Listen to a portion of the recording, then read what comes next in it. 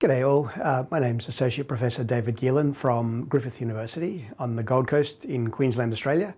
I'm recording this initially for my own students here at Griffith in a number of the courses that I teach, but I thought I would also just put it on open YouTube for anyone who finds it interesting or useful. I know that most universities around the world, in one way or other, ask students to give feedback on the teaching that they've received in their courses. Now, sometimes that's feedback on the course itself, sometimes it's feedback on the lecturer or the tutors or the various people who do the teaching, and sometimes it's a combination. There's a number of different kinds of surveys that people do and a number of ways that they do that. What I thought I'd talk a little bit about is how to fairly assess your lecturers. We know that they assess you, and you want that assessment to be fair. You want your grades that you receive to reflect the quality of the work that you've done. And as lecturers, we try really hard to make sure that we do that in a way that's fair to you and also fair to all of your peers in the class.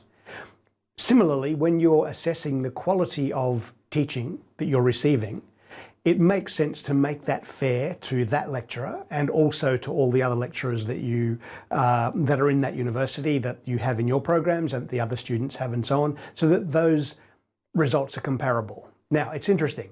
The research data suggest that there are some real problems with student assessments of lecturing. But I think the goal of this video is to probably help to deal with some of those things. So let's talk a little bit about some of the problems. Some of the problems are that there seems to be a certain level of sexism in the way that some students, I'm sure it's not you that I'm talking to, but in the way some students assess lecturing, that they will hold female lecturers to a higher standard than male lecturers or treat them in different ways. So ensuring that what you're doing is fair, that you're treating the lecturer as a person, as an academic, as a professional with certain knowledge and certain skills of delivering content and diagnosing your understanding and giving you feedback and all of those things that a teacher does, rather than as a man or a woman.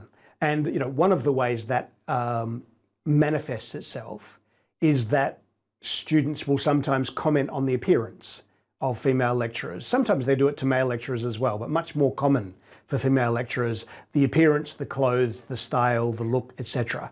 That's not fair, that's not appropriate, because you're judging the quality of teaching. You're not judging a fashion show, you're not checking out somebody. None of that stuff is fair or appropriate or right to include in a teaching evaluation. What should be in a teaching evaluation is, weirdly enough, an evaluation of teaching. So trying to make sure that what you're looking for is what's going on in terms of the quality of the teaching. So that partly involves what I'm doing right now, delivering content. So if there are lectures or lecture-like things or videos in the course, are they clear? Are they kind of self-explanatory? Do they get the ideas across clearly to you as a student? Can you understand them? If you have questions, can you get help with those questions and so on? So that's part of teaching, but it's not all of teaching by any means. So it's also appropriate to assess, has the person been responsive? Have they answered questions? In very large classes, it might be the tutor who answers your questions rather than the lecturer, but has the course as a whole and the particular individual that you're assessing been responsive, answered questions, given you enough information, giving you enough clarity and detail around the assessment tasks that you know what you're meant to be doing and what would constitute a good performance. So those kind of things as well. Teaching is also engaging with the class, and this varies across different disciplines. So, if I've got a lecture of 400 students, I probably can't be as interactive talking with the students as if I've got a class of 5 or even 30 or 40 students. So, it will differ depending on the content, the kind of learning you're doing. Is it science? Is it arts? Is it humanities? And so on. And also the size and the scale of the lecturing experience that's going on. But is it good quality at that particular level? Has expectations about behavior been communicated to you clearly and to the rest of your class? So I've been in some big lecture theatres as a student, and sometimes the lecturer wanted to ensure that everybody could hear right up to the back.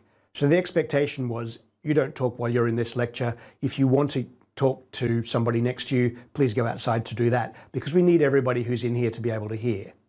For other lecturers, they didn't attend to that at all, and it was a huge ruckus and hubbub and hullabaloo, and I could never hear what they were talking about. So setting those expectations for everybody makes it easy for everybody to engage and get the best learning experience.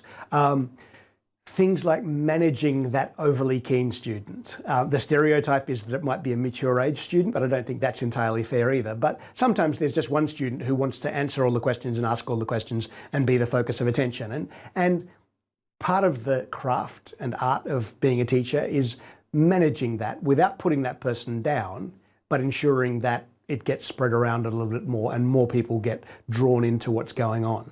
So there's a whole variety of things that you can do to give a fair and reasonable assessment of what's the quality of this teaching experience. And really, you shouldn't be judging relative. You should be judging, in some sense, in absolute terms. What do I mean? So you shouldn't be saying, Dr. Geelan did this much better than my other lecturers or much worse than my other lecturers. I mean, in a way you have to, because that's your basis of experience. The various courses you've been in are kind of your experience of what university teaching is like. But really you should be thinking, is this a high quality or low quality or middling performance in relation to the different criteria without comparing with others, if that makes sense. Now, often on the instrument, there's a number of criteria. So there'll be one about the teaching is clear, I can understand it. There'll be one about responsiveness. There'll be one about assessment. There might be one about respect.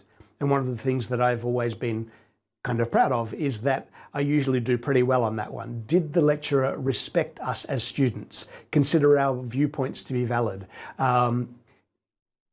Learn from us as well as us learning from him or her, and so on. So, there are these different elements.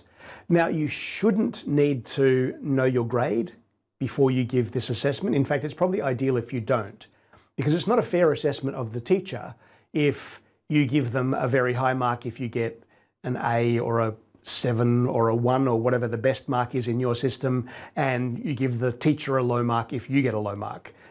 And you might know deep down whether that low mark reflects something they did badly or something you were a bit lazy about or didn't understand or whatever. But ideally, you don't need to know how you've gone in the course to know what the teaching performance is like. You might be able to talk, though, about the kind of feedback you're getting on assessment tasks on the way through. When something is marked, do you just get a number or do you get some words? Something I've been doing recently is recording a short audio piece rather than writing a bunch of text as feedback for students on their assessment pieces.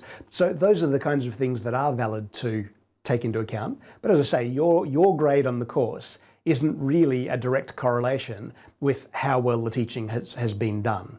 So you should be able to do your assessment of teaching independent of that. So I hope those few thoughts are helpful. I hope it's clear that the goal, and sorry, I guess I should talk for a second about why you should do them. So in some places they're compulsory and you don't get to get your grades or whatever until you've done your teaching assessment. Other places they're optional. And that means we get a smaller data set. So we don't, I might hear from only 30% of the class instead of the whole class. But if I only hear from 30%, I don't know whether that's the happiest 30% and it's kind of inflating the grade because I'm hearing from people who loved what I did, or it's the unhappiest 30% of the class and I'm getting a worse assessment overall because they hated what I did and all the people who loved what I did didn't bother to fill it in, or whether it's representative. So ideally I would have 100% response rate, or at least a very high response rate, because that way I get quality feedback and that enables me to improve what I'm doing. I've been teaching in universities for well over 20 years, closer to 25 years now. But every year I try to make it better. I try to do better. And I try to understand what students need from me and how I can better deliver that. So if you complete these teaching assessments, they will improve the teaching you receive, because over time that period will build up, and it will improve the teaching that the students coming after you receive. So it's an ethical thing to actually kind of pay it forward to the people who are in second year when you're in third year, so that they'll get better teaching if you give good quality feedback. Now, one of the ways that these things are used also is around academics promotion prospects. So if I'm going to become an associate professor or a full professor, or to increase my rank, then one of the pieces of evidence that I have to give is my teaching assessments. So this is one of the reasons that we do them, but really that's not the most important use. As I say, the most important use of teaching assessments is to improve the teaching on behalf of and for the benefit of students who are you. So I'd encourage you to do them every time you get an opportunity. Assess teaching. And I know in modern day life we're over-assessed. You go to any shop and suddenly you're getting a survey about what their service was like, or you buy anything online and you've got a survey within 5 minutes after you do it, and so on. I know we're over-surveyed these days, but to me these ones are important. These ones are not just for somebody's marketing, they are to improve the quality of the service that you receive. So please do them, and do them fairly. Do them based on the teaching, not on how good looking the teacher is, how funny they are, all of these kind of surface things. Treat it like a professional, treat it like a grown-up, and make a quality judgment about how well is this person doing all of the things that make up good university teaching.